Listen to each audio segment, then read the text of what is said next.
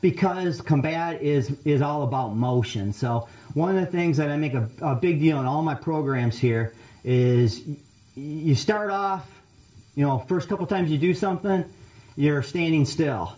But after you've done it, so you start to move, because combat is all about motion. And if you watch the videotapes of fights or watch the even the MMA stuff, they're moving all over the place. So you have to be able to do your martial art in full motion scenarios. And that's one of our things that we stress a lot here. Yeah, and even the Filipino drills, I mean, they're not meant to be done this way. I mean, any good Filipino will smack you on the knees and say, move them. But practicing like this without moving our feet, to me, this is worthless. In fact, I would take the attitude that this is counterproductive in training. But this is an example of stationary motion. This drill is meant to be moving the body and working the angles and developing much more footwork like it is here. And that same thing applies when we do unarmed. You know, so many people lock themselves in. I have an opposite approach, and of course I've always been a small guy. I remember when I studied karate, I had to set a hard stance, and then he had to attack me, and I had to deal with a huge guy attacking me, and the instructor would always say, make your stance stronger. And I would still get ran over because he was a big guy. Instead, as someone approaches you, you got to be able to move and then get off that power line and then be able to launch an attack. So at this class, rather than stand here and just, you know, do something like that, which I'm not moving, but I got all this huge power coming at me, especially if he's a big guy like Dustin, I got to get off that line and not deal with that shot straight away. So it is about motion.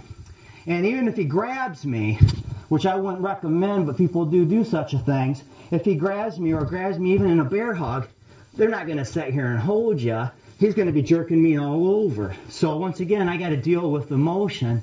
That's what happens in the street. So if I practice a defense here, I might be able to do some neat stuff that's effective because he's just standing there and letting me.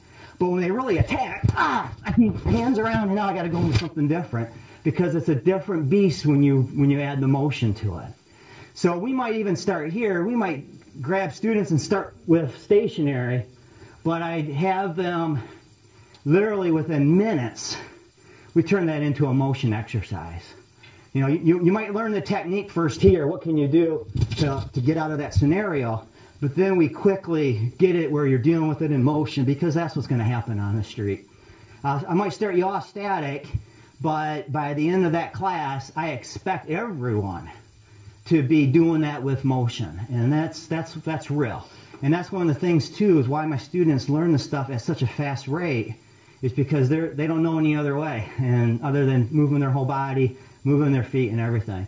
And I really credit, I did boxing, which got me to move my feet, but I really credit Remy Presses, because he would, if I didn't move my feet, he would hit me with a stick on the legs, and he would just say, move, move.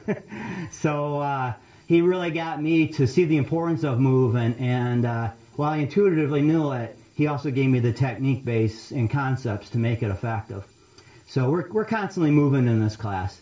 And that also gives a stepping stone for when you get to sparring, because, you know, nobody spars, well, they shouldn't spar just sitting here and hitting each other. That would not be good, especially unless you're the big guy. But, you know, we're moving around, we're trying to get openings, trying to see where we could go in on each other and try to enter in. And once again, it's all about movement. So we strive to get motion in at all times. I'm constantly harping on them. Get your feet moving. Get your feet moving.